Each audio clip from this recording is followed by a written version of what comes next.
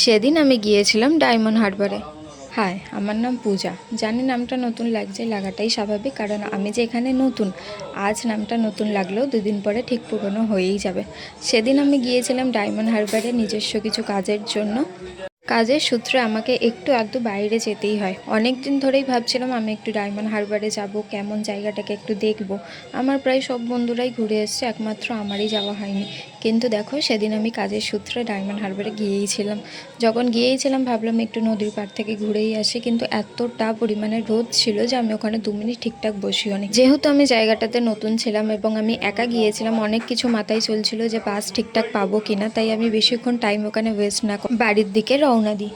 দূরপাল্লার বাসায় জানলার ধারে সিটে কানে দুটো হেডফোন দিয়ে প্রকৃতির দৃশ্য দেখতে দেখতে বাড়ি আসার মজাটাই আলাদা।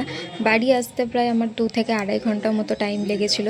যেহেতু আমি কাজের সূত্রে জায়গাটাতে গিয়েছিলাম এবং আমার হাতে অনেক কাজ ছিল, তো তাই জন্য আমি ঠিকঠাক মতো ভিডিও নিতে পারিনি। কোনো একদিন ছুটির দিনে আবার নিশ্চয়ই জায়গাটাতে যাব এবং পুরোটা ঘুরে দেখবো। আমার তো মনে হয় সন্ধ্যাবেলাতে আরও সুন্দর লাগবে জায়গাটা। তো আজকের জন্য এতটাই, দেখা হচ্ছে নেক্সট ভিডিওতে। বাই, সবাই ভালো থাকবেন।